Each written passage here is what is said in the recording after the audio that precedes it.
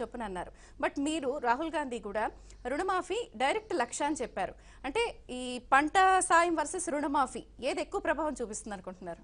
రైతు చేయి జాపి డబ్బు అడుగుతలేరు. సరే తెలంగాణ ప్రభుత్వం ఇస్తుందా, ఆంధ్రప్రదేశ్ ఇస్తుందా, రేపు బీజేపీ ఇచ్చిందా, వాళ్ళకు కనీస మద్దతు ధర గురించి అడుగుతున్నాం. స్వామినాథన్ గారు చెప్పినా ఎవరు చెప్పినా ఒకవేళ ఉదాహరణకి ఇవాళ మేము ఎందుకు చెప్తున్నా అంటే ఛత్తీస్గఢ్ ప్రభుత్వాన్ని ఆదర్శంగా తీసుకోవాలి. వాళ్ళు వరి ధాన్యాన్ని 2500 రూపాయలకు, కేంద్ర ప్రభుత్వం ఎంఎస్పీ పెంచాలి కాబట్టి వాళ్ళు ఈ ఆర్థిక సహకారం చేసే కంటే ఎన్నికల ముందు రైతులు దేశవ్యాప్తంగా జరుగుతున్న ఉద్యమం దృష్టి పెట్టుకొని ఈ డబ్బు ఇస్తున్నాం అనేటువంటి ప్రకటన చేస్తూ అది కూడా ఇవాళ జనవరి అయిపోయి ఫిబ్రవరి 1 కానీ వీళ్ళు గత డిసెంబర్ నుంచి దీన్ని అమలు చేస్తామంటున్నారు. ఎందుకంటే అగ్రికల్చర్ సీజన్ స్టార్ట్ అయ్యేటప్పటికి ఎలక్షన్లు అయిపోతాయి కాబట్టి ఇంప్లిమెంట్ కావడానికి ప్రీవియస్ డిసెంబర్ నుంచే ఇవ్వాలనేటువంటి ఒక ఈ కార్యక్రమం తీసుకుంటున్నారు. ఇది ఓన్లీ పొలిటికల్ గేమ్, రాజకీయ జిమ్మిక్కు, ఎన్నికల కొరకు తీసుకుంటున్నటువంటిది. కాబట్టి ఇది రైతుల మీద ప్రభావం పడుతుందని మేము అనుకుంటలేము. రైతులు ఎప్పుడు కూడా వాళ్ళు మద్దతు ధర, నేను కష్టపడి, రైతు ఎప్పుడు చేయిచాచి అడగడు, నలుగురికి సాయం చేసే నేచర్ రైతుది. అటువంటి రైతుకు మద్దతు ధర ఇవ్వమని అడుగుతూ ఉన్నారు. దాని మీద కాంగ్రెస్ కట్టుబడి ఉంది. రైతుకు పండించిన పంటకు ధరనిప్పించేటువంటి బాధ్యతను తీసుకుంటాం. అది అమలు జరిగి చూస్తుంది. కానీ ఇవాళ జరిగింది ఓన్లీ పొలిటికల్ వర్క్ జరుగుతుంది. తర్వాత మీరు అది కూడా 5 ఎకరాల లోపు ఉన్న వాళ్ళకు 6000 రూపాయలు ఇస్తామంటా ఉన్నారు. సరే అది ఏమైనా ముందు దాని అయితే క్లియర్గా పొలిటికల్ గేమ్, అది డిసెంబర్ నుంచి అమలవుతుంది. ఇంక వీటికంటే ఎక్కువ కూడా రైతులకు సంబంధించి 4 సంవత్సరాలుగా మీరు ఏం చేసారో ఒక్కసారి చెప్పి, ఏ రైతులకి న్యాయం చేయగలిగినాం, ఈ ల్యాండ్ రిఫార్మ్ తెచ్చడం, లేకపోతే అగ్రికల్చర్ రిఫార్మ్ తెచ్చడం, ఈ లేబర్ రిఫార్మ్ తెచ్చడం, లేకపోతే వాళ్ళకి ఏదైనా ఎంఎస్పీ రేట్ ప్రకారంగా ఇంత లాభం జరిగిందని చెప్పేటువంటి ప్రయత్నం జరగాల్సిందే. ఏం జరగలేదు. భారతీయ జనతా పార్టీ ఇవాళ సాంప్రదాయాలకు విరుద్ధంగా ఓటాన్ అకౌంట్లో ఏదైనా కొద్దో గొప్ప ప్రకటిస్తే కూడా అది కూడా ఎన్నికల కోసం మాత్రమే చేసింది. 4 సంవత్సరాలుగా దేశంలో అనేకమైనటువంటి వనరులు ఆదాయం పెరిగినా కూడా ప్రజలకు అందులో భాగస్వామ్యం చేయలేదు. ఈరోజు భారతీయ జనతా పార్టీ ప్రభుత్వం ప్రజలకు అన్యాయం చేసిందని స్పష్టంగా చెప్పగలుగుతాం. అండ్ రఘునందన్ గారు ఏం చెప్తారు? వ్యవసాయ సీజన్ కాదు, ఎలక్షన్స్ కూడా ఎండాకాలంలో వస్తున్నాయి. సో వ్యవసాయ సీజన్ కాదన్నప్పుడు రాజకీయంగానే జాగ్రత్తలు తీసుకుని ఇవన్నీ చెప్పారు అని అంటున్నారు ప్రభాకర్ గారు. రాజకీయ పార్టీలు రాజకీయం చేయకపోతే సన్యాసులు పనిచేస్తాయని నేను అనుకోను. కాంగ్రెస్ పార్టీ 7 దశాబ్దాలు ఈ దేశాన్ని పాలించి రాజకీయం చేయకపోతే ఏం చేసింది? రాష్ట్రపతి పాలన పెడితే రాజకీయం చేయలేదా? ఎమర్జెన్సీ పెడితే రాజకీయం చేయలేదా? 6వ స్థానంలో ఉన్న జడ్జిని తీసుకొచ్చి 1వ స్థానంలో కూర్చోబెడితే రాజకీయం చేయలేదా? జడ్జిలు రిజైన్ చేసిపోతే రాజకీయం చేయలేదా? నచ్చిన వాళ్ళని జడ్జిలు చేస్తే రాజకీయం చేయలేదా? ఏది రాజకీయం కాదు? మాట్లాడితే ప్రతిదీ రాజకీయమే. పొన్నం ప్రభాకర్ గారు మాట్లాడిన ప్రతి అక్షరం రాజకీయం అవుతుంది. రఘునందన్ రావు గారు మాట్లాడిన ప్రతి అక్షరం కూడా రాజకీయం అవుతుంది. మేము రాజకీయ నాయకులం కాబట్టి. ఇంకా రాజకీయ నాయకులు రాజకీయాలు మాట్లాడకపోతే ఏం మాట్లాడతారు? ఏం మాట్లాడాలని కోరుకుంటున్నారు ప్రజలు? ఇంకా వేరే అంశాలు ఏమైనా కావాలనుకుంటున్నారా? ఎస్, మీకు మాకున్నటువంటి తేడా నేను మౌలికంగా ప్రస్తావించదలుచుకున్నాను. మీరు అడిగిన రైతులకు ఏం చేసిండ్రని. ఎస్, మీ కాలం లోపల చెప్పులు పెట్టి లైన్లో నిల్చొని తెల్లందాక పొద్దుందాక పోయి యూరియా దొరకక రైతులు తనలో పడి పోలీసులు లాఠీ చార్జ్ చేసి పోలీస్ స్టేషన్లలో యూరియా బస్తాలు అమ్మిండ్రు. మీరు 7 దశాబ్దాలు పాలిస్తే, మేము 4.5 ఏళ్ళు పాలిస్తే ఇలా భారతదేశం యూరియా సర్ప్లస్ దేశంగా మార్చినాం. మేము అది కనబడదా అన్న? ఆలోచించమని అడుగుతున్నాం మేము రైతన్నని. ప్రభాకర్ అన్నని అడుగుతలేం, రైతన్నకే చెప్పదలుచుకున్నాం. నేను క్రిప్కోలో బోర్డు డైరెక్టర్గా ఉన్నాను. ఇవాళ కూడా నేను ఇవాళ ఇప్పుడు మీరు స్టేట్ మార్కెటింగ్ మేనేజర్ రామరెడ్డి అని ఉంటారు, లేకపోతే ఇఫ్కోకు కానీ 2 ప్రధాన కోఆపరేటివ్ సంస్థలు మీరు లైన్లో తీసుకోండి. నీ బాధ్యత ఎరువులు కొనుక్కో అని షాపులో అడిగే పరిస్థితి. మీరు గణాంకాలు చేయండి. అసలు వాడకం లేదు. ఎందుకంటే రెయిన్ఫాల్ కావచ్చు, ఫర్టిలైజర్ కంపెనీస్ ఇప్పటి వరకు సబ్సిడీ పాలసీ లేదమ్మా. దేశంలో ఫర్టిలైజర్ పాలసీ లేదు. నేను అధికారికంగా భాగస్వామిగా అందులో ఉన్నటువంటి ఆ బోర్డులో ఉండి చెప్తాను నేను ఈ మాట. 2013-14లో భారతదేశంలో అమ్ముడుపోయిన యూరియా ఎన్ని టన్నులు, 2017-18లో ఎన్ని టన్నులు అమ్ముడుపోయిందో ఒకసారి మీరు చెప్పుండ్రి. మీరు చేసిన దానికంటే మేము 6000 మెట్రిక్ టన్నుల యూరియా మేము అధికారంలోకి వచ్చిన తర్వాత ఎక్కువ ఉత్పత్తి చేసినామన్నా. ప్రతి యూరియాకి 6000 మెట్రిక్ టన్నుల యూరియాని మేము ఎక్కువ ఉత్పత్తి చేసినామన్నా. ప్రతి యూరియా గింజకి ఒక డ్రాప్ కూడా మేము నీమ్ కోటెడ్ కలిపినాం కాబట్టి అది సద్వినియోగం అయిందన్నా. మీ హయాంలో మీ మున్సిపల్ చైర్మన్లు, కడప మేయర్లు దాన్ని తీసుకుపోయి పాలు తయారు చేసిర్రు, నీళ్లు తయారు చేసిర్రు, డైవర్ట్ చేసిర్రు అన్న సబ్సిడీ కింద వచ్చిన యూరియా మీ హయాంలో అట్లుండే. మా హయాంలో 24 గంటలు స్పోక్స్ పర్సన్ మనతో పాటు జాయిన్ అయ్యారు. సో మీరు అన్నది, ఆయన అన్నది, మనం అన్నది అందరూ కూడా విన్నారు. సో లంకా దినకర్ గారు ఏం చెప్తారు? విన్నారు కదా. ఇప్పుడు సరే, ఇప్పుడు వాస్తవ రీతిలో మాట్లాడుకోవాలి. 2 అంశాలు ఇందులో.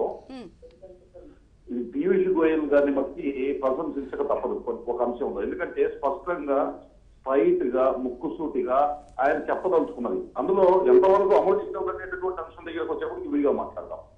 ఏదైతే వ్యక్తిగతంగా ఆదాయం ఉన్నటువంటి జీతభత్యాలతో ఆదాయం సంపాదించేవారు, అలాగే వ్యక్తిగతంగా జీతభత్యాలతో సంపాదనకి సంబంధం లేకుండా సంపాదించేవారు, రెండు కేటగిరీగా తీసుకున్నట్టయితే జీతంతో సంపాదించేటటువంటి వరకు 9.5 లక్షల రూపాయల వరకు ట్యాక్స్ లేకుండా మాక్సిమం లిమిట్ లో ఉండేటటువంటి ప్యాకెట్ తయారు చేశారు. అదే జీతభత్యాలతో సంబంధం లేనటువంటి వారికి 9 లక్షల వరకు ఇచ్చారు. అంటే ఇక్కడ ఏం కనబడుతుందంటే ఈబీసీ 10% కి 8 lakhs ఏదైతే క్యాప్ పెట్టారో దానికి దగ్గరికి తెచ్చే ప్రయత్నం దీనిలో చేశారు. అంటే ఒక ఎక్సైజ్ అయితే ఆయన చేశారని చెప్పక తప్పదు. అయితే ఎన్నికల సందర్భంగా ఇచ్చారా లేకపోతే తర్వాత వచ్చినటువంటి వాళ్ళు తెలియగలిగేటటువంటి ఇచ్చారా లేదా అనేటటువంటిది అది వేరే ఇస్తారు. ఇక్కడ ఇంకొక అంశం చూసినట్లయితే చిన్న వ్యాపారాలు చేసుకునే వాళ్ళకి 1 కోటి రూపాయల వరకు ప్రిజంప్టివ్ ట్యాక్స్ అంటే బుక్స్ చేయకుండా 8% ట్యాక్స్ కట్టేటటువంటి పరిస్థితి ఉంది. దాన్ని 2 కోట్ల రూపాయలకి తీసుకురావడం ఆహ్వానించదగినటువంటి అంశమే. దాన్ని ఎవరు కూడా కారణమైనటువంటి పరిస్థితి. అగ్రికల్చర్ కి సంబంధించి సరే వివిధ రాష్ట్రాలు తెలంగాణ ఇప్పటికే ఇచ్చింది, ఆంధ్రప్రదేశ్ ప్రభుత్వం కూడా 10,000 రూపాయల వరకు ఎట్రాక్ట్ ఏ విధంగా ఇవ్వాలనేటువంటి ఎక్సైజ్ చేస్తూ ఈ ఎలక్షన్ లోపే మొదటి విడత ఇచ్చినటువంటి పరిస్థితులు ఆంధ్రప్రదేశ్ ప్రభుత్వం కూడా ఉంది. అదే విధమైనటువంటి నిర్ణయం ఒక 2,000 రూపాయల వరకు ఇవ్వాలని, దానికి 20,000 కోట్ల వరకు ఈ బడ్జెట్ లో అడ్జస్ట్మెంట్ చేయాలని ఇప్పుడుండే ఫైనాన్షియల్ ఇయర్ లో, నెక్స్ట్ ఇయర్ నుంచి 6,000 రూపాయలు ఇవ్వాలని రాష్ట్ర కేంద్రాలు ఇచ్చేటటువంటి రైతు తప్పనిసరిగా వెసులుబాటుగా ఉంటుంది అనేటటువంటి ఒప్పుకోక తప్పదు. అయితే నరేగాని అగ్రికల్చర్ కి లింకింగ్ ఇస్తారేమో అనుకున్నాము. ఆ విషయంలో మటుకి ఆయన స్పష్టత ఇవ్వలేదు. వ్యక్తిగతంగా చూసినట్లయితే గెయిన్ ఉంది. అలాగే ఓవరాల్ గా చూసినప్పుడైతే పెయిన్స్ ఏమున్నాయంటే కరెంట్ అకౌంట్ డెఫిసిట్ చాలా ప్రమాదంగా ఉంది. 1% లోపు ఉండాల్సినటువంటి కరెంట్ అకౌంట్ డెఫిసిట్ 2.4% ఉంది. ఇది చాలా danger indication. Balance of payments దగ్గర ఇబ్బంది అయ్యేటటువంటి ప్రమాదం కనబడతా ఉంది. ఫిజికల్ డెఫిసిట్ కూడా ఏదైతే ఉందో గదిలోకి 3.4% అంటే ఈ మధ్య కాలంలో 3% లోపు 3% ఉంచుతాము అని చెప్పేటటువంటి 3.4%కి వెళ్తాము. అప్పుడు 50 లక్షల కోట్లు ఉన్నటువంటి అప్పుడు 82 లక్షల కోట్ల రూపాయలకు వెళ్తాము. ఇవన్నీ ఒక అంశాలు. అయితే ఏపీ రీఆర్గనైజేషన్ యాక్ట్ ఏదైతే ఉందో పార్లమెంట్ లో పాస్ చేసి 130 కోట్ల ప్రజల తరఫున హామీ ఇచ్చి ఆంధ్రప్రదేశ్ కి కేటాయింపులు చేయాల్సినటువంటి అంశంలో పోలవరం కానీ అమరావతి కానీ అలాగే షెడ్యూల్ 13 ఇన్ఫ్రాస్ట్రక్చర్ ఫెసిలిటీస్ లో కానీ ఆయన చెయ్యిచ్చాడు. యూత్ ఇవ్వాల్సిన దగ్గర చెయ్యిచ్చాడు. కనీసం జోరు బడ్జెట్ లో అయినా వాటికి సంబంధించిన అంశాల్లో ముందుకు వెళ్తారేమో అనుకున్నాము, చెయ్యిచ్చారు. కాబట్టి ఇవన్నీ ఓవరాల్ గా చూసినప్పుడైతే ఎన్నికల సమయస్థానికి అయ్యేటువంటి బడ్జెట్ గా ఒకవైపు ఇండివిజువల్ కనపడుతూనే ఉంది, రెండో వైపు ఇబ్బందికరమైన దేశం మొత్తం మీద ఉండేటటువంటి పారామీటర్స్ లో ఇబ్బందికరమైన పరిస్థితులు స్పష్టంగా గోచరిస్తా ఉన్నాయి. ఒక మాట డిఫెన్స్ బడ్జెట్ ని మరోసారి 3 లక్షల కోట్లు దాటిపోయిందనే మాట అన్నారు. కానీ అది 1,50,000 కోట్ల లేకపోతే 1,00,000 కోట్ల గత సంవత్సరం 2,70,000 కోట్ల నుంచి 3 లక్షల కోట్లు అయింది. సాధారణంగా పెంచేదాన్ని కూడా ఏదో చరిత్రలో మరోసారి 3 లక్షల కోట్లు దాటిపోయిందని చెప్పుకునేది ప్రతి చిన్న అంశాన్ని ప్రభుత్వంలో చూపించేటటువంటి ప్రయత్నం చేశారు.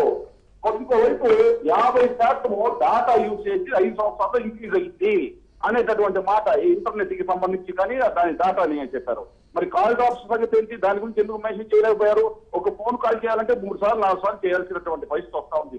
స్వయాన ప్రధానమంత్రి గారే కాల్ డ్రాప్స్ గురించి మాట్లాడారు.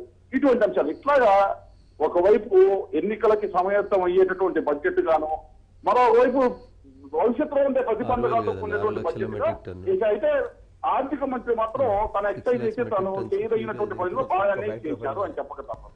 అంటే చెప్పిన విజయాల్ని చేశారు, చేసిన విజయాల్ని చెప్పారు, ఫెయిల్యూర్స్ ని ఎక్కడ ప్రస్తావించలేదు. ఈ డేంజర్ సిగ్నల్స్ ఉన్నాయంటారు. ఇది ఇప్పుడు బడ్జెట్ ఇచ్చారు, మళ్ళీ ఆమోదం కావాలి, తర్వాత ప్రభుత్వం ఈ ప్రభుత్వం వస్తుందా వేరే ప్రభుత్వం వస్తుందా వాళ్ళు ఏం చేస్తారనేటటువంటి అంశాలు 4 సంవత్సరాలు చేయాల్సినటువంటి సంక్షేమాన్ని చేయకుండా అట్ ద 11th hour చివరి నిమిషంలో మేము చేసే ప్రయత్నం చేస్తామని ఎన్నికల కోసం చూపించినటువంటి ఒక జిమ్మిక్ కనబడుతుంది. అయితే దాన్ని ప్రజెంట్ చేయడంలో మటుకి ఆర్థిక మంత్రి సఫలీకృతుడయ్యారు. ఏం చెప్తారు రఘునందన్ గారు? ఇప్పుడు ప్రతిపక్షాల చేత కూడా మేము అభినందనలు పొందేటువంటి స్థితికి వచ్చినాం. ఒక ఆంధ్రప్రదేశ్ గురించి మినహా దినకర్ బాబు గారు మాట్లాడినటువంటి మాటలన్నీ వింటే చాలా బాగా ప్రజెంట్ చేశారు, చాలా బాగా పెట్టారు, చాలా బాగా చెప్పారని చెప్పారు. అంతేగాని దాంట్లో క్రిటిసిజం ఎక్కర్లేదు. వారి రాష్ట్రానికి సంబంధించిన అంశాలు వచ్చినప్పుడు అవి ఇచ్చుంటే బాగుంటుండే అన్నటువంటి ఆవేదన వారు ప్రెజెంటేషన్ బాగుంది, తెలివిగా చెప్పారని అంటున్నారు ఆయన. అక్కడ దాంట్లో తప్పులేం చెప్పలేదు అని చెప్పారు. ఇండివిజువల్ ప్రజలకు బాగా జరిగింది అన్నారు. అప్పటి నుంచి పొన్నం ప్రభాకర్ గారు 8 లక్షలు ఎట్లా పెడుతున్నారు మీరు, ఓబీసీలో ఆర్థికంగా వెనుకబడిన వాళ్ళని అన్నదానికి సమాధానం దినకర్ గారు చెప్తూనే వచ్చినారు. అక్కడ బీయింగ్ ఏ చార్టెడ్ అకౌంటెంట్ గా ఆయన చెప్పింది ఏంటంటే శాలరీ ఉన్న వాళ్ళకి 9.5 lakhs వరకు, శాలరీ లేని వాళ్ళకి 9 lakhs వరకు చేశారు, ఎక్సైజ్ చేశారు, వాళ్ళు పని చేస్తున్నారు అని చెప్తున్నారు. ఎక్సైజ్ చేస్తున్నారంటే పని చేసినట్టే కదా, పని చేస్తేనే కదా 8 lakhs 9 lakhs మధ్యలో డిఫరెన్స్ చూపెట్టగలిగేది. మరి ఈ రోజు మనకి మామూలుగా మాట్లాడితే కూడా ఈ విషయాన్ని కూడా మనకు మాట్లాడారు. ప్రకృతి వైపరీత్యాల బాధితుల రైతులకు 2% వడ్డీ రాయితీ, అలాగే రుణాలు సకాలంలో చెల్లిస్తే కూడా 3%, అంటే ఓవరాల్ గా 5% అని చెప్పి ఈ రాయితీల గురించి మాట్లాడారు. కానీ నిధులు ఎక్కడి నుంచి తెస్తాం అనేది కూడా ఎక్కడ మాట్లాడలేదు కదా. ఇప్పుడు 3 లక్షల కోట్ల పైసలకు జీఎస్టీ పన్నులు మన జనవరిలో వసూలైనాయి. 2013-14 ఆర్థిక సంవత్సరంలో 6.3% జీడీపీ రేటుతో మాకు బడ్జెట్ ని మన్మోహన్ సింగ్ గారి నుంచి మాకు కేంద్ర ప్రభుత్వం ట్రాన్స్ఫర్ అయిన రోజు ఉంటే, మీరందరూ ఆరోపించిన లేదా పెద్దలు కొంతమంది మమ్మల్ని విమర్శించిన వాళ్ళు చెప్పిన డిమానిటైజేషన్ జీఎస్టీ తర్వాత ఈ రోజు కూడా 7.2 జీడీపీ గ్రోత్ కనబడతా ఉంది. ఫిజికల్ డెఫిసిట్ కూడా డబుల్ డిజిట్ లో ఉండే కాంగ్రెస్ పార్టీ ఉన్నప్పటి నుంచి అప్పటి నుంచి ఇప్పుడు 3.4 తగ్గింది. పోయిన సంవత్సరం ఇంకా 2.19కే తగ్గించాం. ఈ రకంగా గణాంకాలు మనకు అనుకూలంగా ఉన్నటువంటి గణాంకాల గురించేమో చర్చ జరపడానికి ఇష్టపడరు పెద్దలు, వారికి అనుకూలంగా ఉన్నటువంటి గణాంకాల గురించి చర్చ చెప్పమంటున్నారు. అన్ని తప్పులే జరిగినాయి అనుకోండి. నరేంద్ర మోడీ గారి 4.5 సంవత్సరాల పాలనలో రూపాయి మేము కేంద్ర ప్రభుత్వం నుంచి ఆంధ్రప్రదేశ్కి ఇవ్వలేదనుకోండి, ఆంధ్రప్రదేశ్ 29 రాష్ట్రాల్లో అగ్రగామిగా ఎట్లా అభివృద్ధి చెందుతూ పోతుంది నాకు తెలియక అడుగుతాను. నేను 2 minutes నన్ను చెప్పనియండి. భారత రాజ్యాంగ స్ఫూర్తి ప్రకారం కేంద్రం రాష్ట్రాలు అన్ని కలిపి ఒకటే దగ్గరికి బడ్జెట్ వస్తాయి. వచ్చినటువంటి బడ్జెట్లో ఇదే తెలుగుదేశం పార్టీ చంద్రబాబు నాయుడు గారు యూపీఏ కన్వీనర్గా ఉన్నప్పుడు, యునైటెడ్ ఫ్రంట్ కన్వీనర్గా ఉన్నప్పుడు రాష్ట్రాలకు వచ్చేటువంటి వాటా 29% తక్కువ అవుతుంది, దాన్ని 31కో 32కో పెంచండి అని వారు 4 సంవత్సరాలు కష్టపడితే కాంగ్రెస్ హయాంలో పెరగలేదు. అది ప్రధానమంత్రిగా నరేంద్ర మోడీ గారు రాగానే రాష్ట్రాలకు వచ్చేటువంటి వాటాని 32 నుంచి ఏకాఏకి 42% పెంచితే కూడా ఏ రాష్ట్రానికి ₹1 ఇవ్వట్లేదు. అందరినీ మేము కష్టపెడతా ఉన్నాం. ఒక్క నిమిషం వినండి దయచేసి. కానీ పశ్చిమ బెంగాల్ నిన్న ప్రకటించింది, పశ్చిమ బెంగాల్ ముఖ్యమంత్రి గారు, కేరళ ముఖ్యమంత్రి గారు ప్రకటిస్తారు, ఆంధ్రప్రదేశ్ ముఖ్యమంత్రి గారు ప్రకటిస్తారు. ఈ రాష్ట్రాలన్నేమో 19%, 20%, 30% గ్రోత్ తోటి ప్రపంచ చిత్రపటంలోకి వెళ్ళిపోతాయి. నరేంద్ర మోడీ గారు మాత్రం రూపాయి ఇస్తలేరు, కేంద్రంకి వెళ్ళి డబ్బులు వస్తలేవు. ఎక్కడి నుంచి వస్తున్నాయి నాకు తెలియక అడుగుతా నేను. ఈ రాష్ట్రాలకు ఏమైనా ప్రత్యేకమైనటువంటి బడ్జెట్ ని ఇతర దేశాల నుంచి స్పాన్సర్ చేసుకుంటున్నారా? కాబట్టి చర్చించేటప్పుడు కేంద్రం రూపాయి ఇస్తలేదు, 32 నుంచి 42% పెరిగితే మాట్లాడొద్దు. మనము 29% ఉండి యునైటెడ్ ఫ్రంట్ కన్వీనర్ నుంచి 32% పెంచడానికి మీరు 4 ఏళ్ళు కొట్లాడితే 4% పెంచుకోలేకపోయినారు. మేము రాగానే 14th ఫైనాన్స్ కమిషన్ రికమెండ్ చేసిందని 32 నుంచి 42 పెంచితే రాష్ట్రాలకి నిధులు ఇస్తలేవు. అదేంటంటే చంద్రశేఖరరావు గారు, చంద్రబాబు నాయుడు గారు ఇయ్యాలనే రాజకీయాలకు వచ్చినట్టు రాష్ట్రాలకు పన్నులు కడితే కదా కేంద్రానికి ఓయేటి అని చెప్తాడు. ఆయననేమో ప్రధానమంత్రులను తయారు చేసిండు, ఈయననేమో రాష్ట్రపతులను తయారు చేసిండు. ఆ రోజు రాష్ట్రాలు డబ్బులు కట్టలేదు, ఈ రోజే కొత్తగా రాష్ట్రాలు డబ్బులు కడతా ఉంటే కేంద్రం విధిల్చుతుందంట. 29% ఉంటే విధిల్చడం అంటారా, 32% ఉంటే విధిల్చడం అంటారా, దాన్ని 42% పెంచి ఇతరత్ర కేటాయింపులు అన్ని కలిపేసరికి 65 నుంచి 70% తీసుకొస్తే దాన్ని విధిల్చడం అంటారా? ఆ గౌరవ ముఖ్యమంత్రుల గారికే తెలవాలి. కేంద్రం ఏం సపోర్ట్ చేయకపోతే పోలవరం గురించి మాట్లాడుతూ ఉన్నారు. 2004 నుంచి 2014 దాకా కాంగ్రెస్ పార్టీ ఏ ఒక్క రాష్ట్రంలోనే ఒక్క జాతీయ ప్రాజెక్ట్ ఇచ్చిందా? ఏడిచ్చింది? ఎన్ని కోట్లు ఇచ్చింది? ఇలా 2014 నుంచి ఈ రోజు దాకా పోలవరానికి ఎన్ని కోట్లు ఇచ్చినా చెప్పండి. ఒకసారి మనం ఆయన చార్టెడ్ అకౌంటెంట్ అక్కయ్య నాయుడు గారితో కూడా ఒకసారి మాట్లాడదాం. అక్కయ్య నాయుడు గారు, ప్రపంచం అంతా కూడా మాంద్యం వైపు పరుగులు తీస్తుంటే మనం మాత్రం సెకండ్ గ్రోయింగ్ ఎకానమీగా వెళ్తున్నాము, వృద్ధి రేట్ అన్ని విషయాల్లోనూ సాధ్యం అవుతుంది అంటున్నారు. అంటే ఒక పక్కన మాంద్యం ఉండి మనం గ్రోత్ లో వెళ్ళడం అనేది సాధ్యమేనా? మన ఎకానమీ ప్రపంచ దేశాలతో పోలిస్తే మన ఆర్థిక వ్యవస్థ అంతా కూడా ఒక పకడ్బందీగా వస్తున్నటువంటి వ్యవస్థ అండి. ఇది ఖచ్చితంగా గ్రోయింగ్ స్టేజ్లో వెళ్తా ఉన్నటువంటి పరిస్థితి ఉంది. ఎవ్రీ ఇయర్ మనం గ్రోత్ చూస్తున్నాం. ఇది మిగతా దేశాల కన్నా కూడా డిఫరెంట్ అనే ఖచ్చితంగా చెప్పొచ్చండి. ఇప్పుడు చైనా లాస్ట్ కమ్యూనిస్ట్ కంట్రీస్ ఈ మధ్య చూసినాం. ఇంకొకటి మనం ఈ గవర్నమెంట్ రాకముందు అంటే 4.5 సంవత్సరాలకు ముందు మన భారతదేశంలో ఇన్కమ్ ట్యాక్స్ రూపంలో 6 లక్షల కోట్ల రూపాయల వరకు ట్యాక్స్ రూపేణ గవర్నమెంట్ కలెక్ట్ చేసుకునేదండి. ఇప్పుడు 12 లక్షల కోట్ల రూపాయలకి చేరింది ఈ రోజున. అంటే ఆల్మోస్ట్ 5 సంవత్సరాలలో, ఈ 4.5 సంవత్సరాల్లో ఆల్మోస్ట్ డబుల్ అయినటువంటి విధానాన్ని మనం చూస్తున్నాం. రెవెన్యూ గవర్నమెంట్కి విపరీతంగా పెరగటం, దీని ద్వారానే ఇన్ని సంక్షేమ కార్యక్రమాలు కానివ్వండి, రైతాంగానికి కానివ్వండి, ట్యాక్స్ పేయర్స్కి కానీ ఇన్ని ఊరటలను ఇవ్వగలుగుతానికి అవకాశం వచ్చింది అంటే ట్యాక్స్ అంతా కూడా ఒక సిస్టమేటిక్ వేలో రాబట్టి, అంటే డిమానిటైజేషన్ అయిన తర్వాత కూడా మనం పరిణామం చూసినట్లయితే దాదాపు 1 కోటి ఇన్కమ్ ట్యాక్స్ రిటర్న్స్ 1 కోటి మంది కొత్తగా ట్యాక్స్ పేయర్స్గా వచ్చినటువంటి పరిస్థితిని చూసాం. రెవెన్యూ కూడా ఇబ్బడిముబ్బడిగా పెరిగినటువంటి పరిస్థితిని చూసాం. ఇప్పుడు జిఎస్టీ వచ్చిన తర్వాత కూడా కొన్ని ఇనీషియల్ స్టేజెస్లో ఉన్నటువంటి ప్రాబ్లమ్స్ అన్ని ఫేస్ చేస్తున్నమాట వాస్తవం. కానీ రాబోయే రోజుల్లో ఇది ఖచ్చితంగా ఒక చక్కటి ఇదవుతుంది. గవర్నమెంట్కి చూస్తున్నాం ప్రతి నెల కూడా 94,000 95,000 కోట్లు, 1,00,000 కోట్ల బడ్జెట్ జిఎస్టీ రూపంలో వస్తున్నటువంటి పరిణామం. ఈ రాబోయే రోజుల్లో ఇంకా ఈ ట్యాక్స్ పేయర్స్ కనుక కరెక్ట్గా అందరూ చక్కటి ఇన్ఫ్రాస్ట్రక్చర్ డెవలప్ చేసుకున్నటువంటి పరిస్థితి, government over a period of time every year కూడా ట్యాక్స్ పేయర్స్ని ట్యాక్స్ పరిధిలోకి తీసుకురావడం కోసం ఎవరు ఎస్కేప్ అవ్వకుండా ప్రతి సంవత్సరం, అంటే ఈ ఒక్క గవర్నమెంట్ అని కాదండి, అంతకుముందు ఉన్నటువంటి గవర్నమెంట్స్ ఎవరు పనిచేసినా కూడా ఈ సిస్టంలో నుంచి ఎవరు తప్పుకొని పోవడానికి వీలు లేకుండా మరి పాన్ కార్డుని ప్రతి చోట యూజ్ చేసి ఎక్కడ ఫైనాన్షియల్ ట్రాన్సాక్షన్స్ జరుగుతాయో అక్కడ పాన్ కార్డుని వాడాలి అని చెప్పుకుంటూ వచ్చినటువంటి నిబంధన ద్వారా ఎవరు కూడా ఈ సిస్టంలో నుంచి ట్యాక్స్ పే చేసి అవాయిడ్ చేయకుండా జరుగుతున్నటువంటి పరిణామాల ద్వారా గవర్నమెంట్ యొక్క రెవెన్యూ పెరుగుతుంది. దీని ద్వారానే ఇన్ని ఉపశమనాలు ఇవ్వగలగడానికి అవకాశం వస్తుందని చెప్పి తెలియజేస్తున్నాం. అట్లాగే ఈ ట్యాక్స్ విషయంలో కూడా ఇంకొక చిన్న విషయం, ట్యాక్స్ ఈ 2.5 లక్షల రూపాయల ఆదాయం వరకు ఉన్న వాళ్ళకి మాత్రమే పూర్తి ఇది ఉందండి.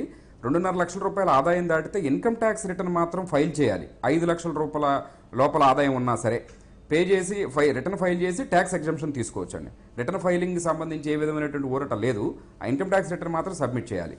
అయితే మొత్తం 6 కోట్ల మంది ఇన్కమ్ ట్యాక్స్ పేయర్స్ ఉంటే భారతదేశంలో దాదాపు 50% అంటే 3 కోట్ల మందికి మాత్రం ఈ రోజు అనౌన్స్ చేసినటువంటి రాబోయే సంవత్సరానికి సంబంధించినటువంటి ఈ ప్రణాళిక ఉపయోగపడుతుందనటంలో ఏ విధమైనటువంటి సందేహం లేదు. రైట్. సో శ్రీనివాస్ గారు, మనకి దాదాపు 12,500 రూపాయలు ట్యాక్స్ బెనిఫిట్ ఇచ్చినట్టండి ప్రతి ఒక్క ట్యాక్స్ పేయర్కి కూడా. ప్రతి ఒక్క అంటే 5 లక్షల రూపాయల ఆదాయం లోపల ఉన్నటువంటి వాళ్ళకి 12,500 రూపాయలు ట్యాక్స్ బెనిఫిట్ డైరెక్ట్గా ఇవ్వడం జరుగుతుంది. రేపు April 1 నుంచి స్టార్ట్ అయ్యే ఆర్థిక సంవత్సరానికి ఈ బడ్జెట్కి సంబంధించినటువంటి దాంట్లో. రైట్. సో సెకండ్ గ్రోయింగ్ ఎకానమీగా వెళ్ళడానికి ఇప్పుడు ఇవన్నీ కూడా ఒక బాట లాంటిది, సాధ్యమే, ఇట్స్ పాసిబుల్ థింగ్ అని అంటున్నారు. బట్ మనకి 10% జీడిపి వృద్ధి రేట్ అనేది ఎప్పుడో నుంచి పెట్టుకున్న కళ. సో మనం అయినా కూడా 6.7% దాటలేని పరిస్థితిలో ఉంటున్నాం. అయినా కూడా 8 కూడా దాటలేదు. ఎందుకు, ఎక్కడ ప్రాబ్లం అవుతుంది? శ్రీనివాస్ గారు మీరు చెప్పండి. అంటే ఒక్కటి కాదండి, ఇప్పుడు మనకి అంటే ఏ ప్రపంచ దేశాలు అన్ని కూడా డెవలప్డ్ కంట్రీస్ కూడా 8%, 9%, 10% అనేది ఎక్కడ లేదండి. మన పక్కన ఉన్నటువంటి చైనా వీళ్ళు చూసినా మనకన్నా వెనకాలే ఉన్నారు తప్ప మనకన్నా ముందు లేని పరిస్థితి ఉంది. సో దాన్ని 7% గ్రోత్, 7% ప్లస్ గ్రోత్ ఉండటం అనేది మనం ఆహ్వానించదగ్గ పరిణామమే. ఎకానమీకి డెఫినెట్గా అది మంచి పరిణామం అని చెప్పచ్చు. రైట్. నాయుడు గారు ఆయన పూర్తిగా ప్రొఫెషనల్, ఆయన వారు సో లెక్కల మీద డిపెండ్. లెక్కలు కావాలండి, లెక్కలు వద్దని ఎవరంట్లా, లెక్కలు కావాలి మనకు. మొత్తం అసలు ఒక సిస్టమేటిక్ ఇదంతా కూడా 91 తర్వాత ఈ పోస్ట్ లిబరలైజేషన్ తర్వాతే ఇప్పుడు ఆధార్ వచ్చింది, లేదా పాన్ కార్డు రావటం కానీ, దాని పరిధిలోకి తీసుకురావటం కానీ, కంప్యూటర్లు రావటం కానీ, ఇవన్నీ ఒక్కొక్కటి వస్తూ ఉన్నాయి. కానీ దీన్ని ఎవరు అలాగే ఆన్లైన్ ట్రాన్సాక్షన్స్ పెరగటం కానీ జరగాలని కోరుకోవాలి ఎవరు కూడా. దాని గురించి ఎక్కడ ఇది కాదు. ట్యాక్స్ నెట్లోకి వెళ్ళేవాళ్ళు క్రమంగా పెరగాలి, వారు చెప్పిన ట్యాక్స్ ఎక్సెప్ట్ చేస్తున్న వాళ్ళని రకరకాల పద్ధతుల్లో దానిలోకి తెచ్చే పద్ధతి మ్యాండేటరీ చేయటం. సరే, దానిలో కోర్టులు కొన్ని రకరకాలుగా రియాక్ట్ కావటం, ఆధార్ ఎట్లా మ్యాండేటరీ చేస్తారు, ఇంకోటి ఎట్లా మ్యాండేటరీ చేస్తారు, ఇలా రకరకాల సమస్యలు ఉన్నాయి. నేను చెప్తుంది ఇవాళ ఆ దిశగా అసలు దేశం వెళ్ళట్లేదని ఎవరు అనరు. ఈ దేశం ఇప్పటి నుంచో ఇవాళ కొత్త కాదు, 15 ఏళ్ళుగా ఆ దిశగానే వెళ్తా ఉంది, లేకపోతే 91 తర్వాత ఆ దిశగా వెళ్తా ఉంది. ఇంకా చెప్పాలంటే సింపుల్ గా పోస్ట్ లిబరలైజేషన్, కంప్యూటర్ పరిజ్ఞానం ఎంటర్ అయిన తర్వాత చాలా ఇష్యూస్ తేలికైనవి. మనకి చాలా తేలిగ్గా లింకప్ చేసుకోవడానికి. మనకు చూస్తే నాయుడు గారికి తెలుసు, బ్యాంకులకు వెళ్తే గతంలో లెడ్జర్ బుక్ లో రాసేవాళ్ళు. మీరు మనీ డ్రా చేస్తే పుస్తకంలో రాసుకునేవాళ్ళు అంతే. కంప్యూటర్లో లేదు, మీ బ్యాంక్ బ్యాలెన్స్ తెలిసే పరిస్థితి లేదు. అక్కడ బుక్లు ఏదుంటే అదే కదా లెడ్జర్ బుక్స్ అని ఇంతలో పుస్తకాలు ఉండే, కీ పెట్టి తిప్పేవాళ్ళు. నా కాలం ముసలాళ్ళం కాదు, మనం 40 ఏళ్లలో 30 ఏళ్ల క్రితం చూసినటువంటి పరిణామాలే ఈ 20-30 ఏళ్ళలో జరిగినటువంటి డెవలప్మెంట్స్. కాబట్టి ఈ క్రమంలో చాలా అప్డేట్ అవుతా ఉన్నాయి, అప్డేట్ కావాలి. ట్యాక్స్ నెట్లో 6 కోట్ల మంది ఏంటి, కనీసం ఒక 15-20 కోట్ల మంది వాళ్ళు భారతదేశంలో ట్యాక్స్ నెట్లో ఉండాలి. గతంలో ఉన్నారని చెప్పట్లా, ఆ లైన్లో వస్తా ఉన్నాం. ఇదంతా ఒక పార్ట్. నేను చెప్పింది ఇందాక వారికి చెప్పింది, ఇప్పుడు వారు చెప్పారు 12,500 ఒక్కొక్కరికంటే ఈ పెరిగిన 2.5 లక్షలు ఏదైతే ఉందో దాని మీద 5% వారు చెప్తున్నారు 12,500 ఆదా అవుతుంది. కానీ 12,500 ఆదా ఎప్పటి నుంచి అవుతుంది? నెక్స్ట్ ఇయర్ నుంచి అవుతుంది. ఈ ఐదేళ్లలో డబుల్ త్రిబుల్ అయినాయి కదా కొన్ని వస్తువుల రేట్లు. ఇందాక బియ్యం ఎగ్జాంపుల్ చెప్పింది, మీరు ఏదైనా తీసుకోండి, ఆదాయం కొంత పెరిగి ఒక నెలకు ఒక 5,000 జీతం పెరిగి ఉండొచ్చు, లేదా 10,000 జీతం పెరిగి ఉండొచ్చు. ఖర్చు చూస్తే 10,000 ఖర్చు అవుతోంది కదా. ఆ ఖర్చు అవుతున్న దానికి ఇంక్రిమెంటల్ బేస్గా ఇచ్చుంటే ఎలా ఉండేదని చెప్పి దానికి నాయుడు గారు కూడా ఆన్సర్ చెప్పలా. 5 ఏళ్లలో ఒక్కసారి కూడా ఇది పెంచకుండా ఇప్పుడు ఒకేసారి పెంచడం వల్ల రాజకీయ కోణం తప్ప ఇంకో కోణం కనపట్లేదు కదండి. వాడు పెంచిందని వెల్కమ్ చేయాల్సిందే. పెంచకపోతే నెక్స్ట్ ఇయర్ వచ్చే ప్రభుత్వం మళ్ళీ 5 ఏళ్ళ దాకా పెంచేది కాదు కాంగ్రెస్ వచ్చినా కూడా. ఎందుకంటే ఓట్లు అడిగేది మళ్ళీ 24కే కాబట్టి వీళ్ళు పెంచడం ఒక రకం మంచిది, వెనక్కి తీసుకోవడం సాధ్యం కాకపోవచ్చు. కానీ నేను అనేది ఎవ్రీ ఇయర్ ఒక రియలిస్టిక్ ఎస్టిమేషన్ న్యాచురల్ గా జరిగేదండి. గతంలో 10 ఏళ్ళు అదే జరిగింది. ఒక రియలిస్టిక్ అంచనాతో ప్రజలకి పన్ను గురించి వాళ్ళు చెప్తారు. టాక్సేషన్ లో చెప్పే మాట ఏంటి? పన్ను అనేది ఎప్పుడు కూడా ప్రజలకి నొప్పి తెలియకుండా తేలిగ్గా రాబట్టే విధానం అని చెప్పి ఫండమెంటల్స్ లో చెప్తారు. టాక్సేషన్ లో రాటర్ గారు వాళ్ళకి తెలుసు. 5 ఏళ్ళు ఆ నొప్పి తెలిసేట్టుగానే మనం చేసాం. వాళ్ళకి వస్తున్న ఆదాయానికి మించి కడతా ఉన్నారు, పన్ను రాయితీ పెంచలేదు. ఇది కాదు, అదొక పాయింట్ నేను చెప్పాను. అలాగే మిగతా రంగాలన్నిటి గురించి కూడా వ్యవసాయ రంగం ఉంది. ఆదాయం పెరిగే మార్గం మళ్ళీ రిపీటేషన్ కాదు, కానీ రైతులకు వస్తున్న ఆదాయం ఎంత, వ్యవసాయ రంగాన్ని బాగు చేయడానికి 1-2 ఇవే కాదు, మద్దతు ధరలు క్లియర్గా పెంచాలి. అసలు మద్దతు ధరలే కాకుండా పాలసీస్లో ఉన్నటువంటి మార్కెట్ ఇంటర్వెన్షన్లు కానీ కొన్ని చోట్ల రాష్ట్రాలు చేయట్లేదు. జాతీయ స్థాయిలో కొంత మార్పులు రావాల్సి ఉంది. పంట నిల్వ చేసుకునేది కానీ, లేదా సాయిల్ కార్డులు కానీ, అసలు ఏ పంటలు వేయాలన్నటువంటి కౌన్సిలింగ్ కానీ రైతుకి. ఇప్పుడు మార్కెట్లో డిమాండ్, ఇప్పుడు మనకి రైస్ ఉంది, లేదా వీట్ ఉంది, ఒక్క మాట రైస్ ఉంది, వీట్ ఉంది, ఇవి సర్ప్లస్, అవసరానికి మించి విపరీతమైన స్టాక్స్ వచ్చేసి గోడౌన్లో పట్టినంత స్టాక్ ఉంది. ప్రతి రైతు వరి ఎందుకు వేస్తా ఉన్నాడు? ఎందుకు మార్పు చేసి ఆలోచన చేయట్లేదు? వేరే వాటికి ఇన్సెంటివ్స్ ఎందుకు పెంచట్లేదు? పామాయిల్ దిగుమతి చేసుకుంటున్నాం, పప్పులు దిగుమతి చేసుకుంటాం. ఒక సమస్య కాదండి. కాబట్టి సమగ్రంగా ఒక అధ్యయనం జరిగి 5 ఏళ్లలో కొంత అసలు ఏమి జరగలేదని ఎవరు చెప్పరు. కానీ జరగాల్సినంత అనుకున్నంత రీతిలో ఇప్పుడు ఇందాక చెప్పిన నేను నేషనల్ శాంపుల్ సర్వే దగ్గర నుంచి చూస్తే ఉపాధి కల్పనకి సంబంధించి పరిశ్రమలు ఎక్కడ ఏ ఏరియాలో మనకి ఎక్కువ క్రియేట్ చేయగలుగుతాం, అది సెరమిక్ టెక్నాలజీనా, లెదర్ టెక్నాలజీనా, లేకపోతే టెక్స్టైల్ టెక్నాలజీ, అలా కొన్ని రంగాల్లో బోల్డ్ అంత ఆపర్చునిటీ మనకి ఇక్కడ సహజసిద్ధంగా ఉన్నటువంటి వనరులు, వాతావరణ పరిస్థితుల రీత్యా అనేక రంగాల్లో పెంచుకోవడానికి అవకాశం ఉండింది. గత ప్రభుత్వాలకి ఆ దార్శనిక ఉందని నేను అంట్లా, మీ నుంచి ఏదో జరుగుతుందని ఎక్స్పెక్ట్ చేశారు, అది కూడా అనుకున్నంత స్థాయిలో జరగలేదు. రిపోర్ట్స్ చెప్తున్నమాట. ఇప్పుడు మనం ఆలోచించేది పాజిటివ్గా ఆలోచిస్తే అంతా పాజిటివ్గానే కనబడుతుంది. నేను మళ్ళీ చెప్తా ఉన్నా, మేము ప్రజల చేత ఎన్నుకోబడినటువంటి ప్రభుత్వం. ప్రతి 6 నెలలకు ఒకసారి పరీక్షలను ఫేస్ చేస్తూ 5 సంవత్సరాలు గడుపుకుంటూ వచ్చినాం. పొరపాట్లు, ఆటుపోట్లు, ఎత్తుపల్లాలు అన్ని రాజకీయ పార్టీలకు ఉంటాయి. అన్ని దెబ్బల్ని మేము చూస్తా ఉన్నాం. మీరు చెప్పినట్టు మేము ప్రభుత్వాన్ని నడపలేము. కేంద్ర ప్రభుత్వానికి కేంద్ర కేబినెట్, కేంద్ర కేబినెట్ ఈ దేశ ప్రజలకి ఏది మంచి అనుకుంటే కూలంకుషంగా చర్చించిన తర్వాతనే ఆ నిర్ణయాలు తీసుకుంటా ఉంటుంది. మీరు చెప్పినట్టు కాంగ్రెస్ లెక్క ఒక సంవత్సరం 60,000 ఉన్నదని 70,000 ఎందుకు చేయలేదు, 70 ఉన్నదని 80 ఎందుకు చేయలేదు? కాంగ్రెస్ వేసిన అడుగులలో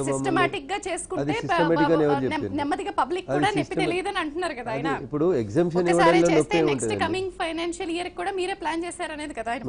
మేడం నేను అనేది మీరు వింటలేరు, వారు వింటలేరు. ఇప్పుడు 2.5 లక్షల్ని తగ్గించి మేము 1 లక్షకు తీసుకొస్తే వాళ్ళ మీద పన్ను భారం పెరిగింది, ప్రజలకు నష్టమైంది అని చెప్పాలి. మీరు 2.5 లక్షల నుంచి మేము 5 లక్షలకి ఎగ్జామ్షన్ తీసుకుపోయినాం, రిలీఫ్ ఇచ్చినాం. సో వాటి ఏం చేయమంటారు? మీరు చెప్పినట్టు ఇప్పుడే బడ్జెట్ ఏం చేయాలో కూడా మీరే డిసైడ్ చేసి ఇస్తారా? శ్రీనివాస్ గారు మీరు కేంద్ర ఆర్థిక మంత్రి ఇచ్చిన బడ్జెట్ మీద చర్చ జరుపుతా ఉన్నాం మనం. నేను మళ్ళీ చెప్తా ఉన్నా, మాకు ప్రజల మద్దతు ఉంది, ప్రజల ఆమోదం ఉంది, ప్రజలు మాకు పాలించడానికి అవకాశం ఇచ్చినారు. మేము యూనియన్ కేబినెట్ గా కొన్ని నిర్ణయాలు తీసుకున్నాం. 2.5 లక్షలను 5 లక్షలకు పెంచినాం. దాన్ని స్వాగతిస్తున్నామని ఒక్క మాట చర్చ ప్రారంభించినప్పుడు మొదలు పెట్టకుండా మొదలుపెట్టుడే విమర్శకులుగా మొదలు పెడితే మీరు మీ ఆలోచన విధానం ఎట్లుంది అనేది ప్రజలు చూస్తా ఉన్నారు అంటున్నా. ఇట్లా విమర్శించే మమ్మల్ని అట్లా పెంచుకుంటూ పోతా ఉన్నారు. ఇంకా బాగా విమర్శించండి అని వింటున్నాం మేము ఓపికగా. టీవీ ఛానల్ డిబేట్కి వస్తే 4 కలిసి 40 నిమిషాలు తిడితే సమాధానం చెప్పాల్సిన వాడికి 4 నిమిషాలు రాకపోతే ప్రజలకు ఏం మెసేజ్ పోతా ఉంది? అరే ఎక్కువ మంది ఎక్కువ తిడుతున్నారంటే వాడు చాలా మంచోడు ఉన్నట్టున్నాడు, వీళ్ళంతా కలిసి అని ఏదో బదనాం చేస్తున్నారు, వాళ్ళు చేసినట్టు మేము చేస్తలేము అనేది కుట్ర అనేది.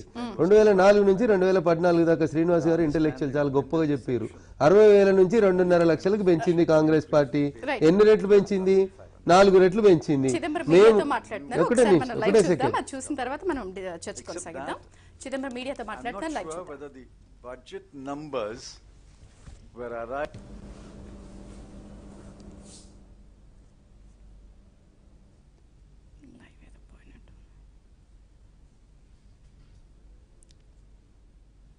సార్ చెప్పండి. 60,000 నుంచి 2,40,000 పెంచారు. 2004 నుంచి మొదలుకొని 2014 దాకా పెంచారు. అంటే 10 సంవత్సరాల్లో వాళ్ళు 4 ఇంతలు పెంచినారు. మేము 5 సంవత్సరాల్లో 2 ఇంతలు పెంచినాం. What is wrong in it? మీరు అట్లే సంతృప్తి పడుండ్రు కదా. కాంగ్రెస్ అడుగుజాడలనే బీజేపీ పోతుంది, బీజేపీ కంటే గొప్పగా కాంగ్రెస్ ఏం లేదు, కాంగ్రెస్ కంటే గొప్పగా బీజేపీ ఏం లేదు, మేమే చాలా గొప్పలం అని చెప్పండి, వద్దంటలేం కదా మేము. అట్లా ఎందుకు ప్రతిదాన్ని విమర్శిస్తారు అంటున్నా. పెంచడాన్ని మేము మనస్ఫూర్తిగా ఆహ్వానిస్తున్నాం అనే మాట లేనే లేదు. వచ్చే సంవత్సరం ఎట్లా పెంచుతావు అని అడిగే ప్రశ్న నీకెక్కడిది? నేను అడగొచ్చు కదా లైవ్ లో కూర్చొని. నువ్వెవరు నన్ను ప్రశ్నించడానికి? ప్రజల్లో 282 మిమ్మల్ని అంటలేను, నేను శ్రీనివాస్ గారిని అడుగుతున్నా. 282 మంది ఎంపీలను ఇచ్చి ప్రజలు మమ్మల్ని పాలించమని 282 మంది ఎంపీలను ఇస్తే మేము ప్రజాస్వామ్యబద్ధంగా ఎన్నుకోబడినటువంటి ప్రభుత్వంగా మేము తీసుకున్న ఒక policy decision. Yes you have a right to ask. నేను కూడా సమాధానం చెప్పే హక్కు నాకుంది. ఎట్లా పెంచాలి, ఎట్లా పెంచుకోవాలి, ఎట్లా ప్రజలకు ఇబ్బంది కాకుండా చూడాలనేది మాకు తెలుసు. కాబట్టి 4 రాష్ట్రాల నుంచి 20 రాష్ట్రాలకి ప్రజలు మమ్మల్ని పెంచిరు సారు అని చెప్తున్నా. ఒకే ఒక్క క్వశ్చన్. రఘునందన్ గారు 4 సార్లు ఈ మాట అన్నారు కాబట్టి ప్రజల మ్యాండేట్ అని 70 ఏళ్లు ప్రతి రాష్ట్రంలో, ప్రతి రాష్ట్ర ఎన్నికలో, ప్రతి జాతీయ ఎన్నికలో కాంగ్రెస్ కి ఇచ్చారు. ఆ 70 ఏళ్లు కాంగ్రెస్ చేసిన అన్ని కరెక్ట్ అని మీరు ఒప్పుకుంటే, ఈ 4 ఏళ్లు మీరు చేసినంత కరెక్ట్ అని నాకు ఒప్పుకోవడానికి అభ్యంతరం లేదు.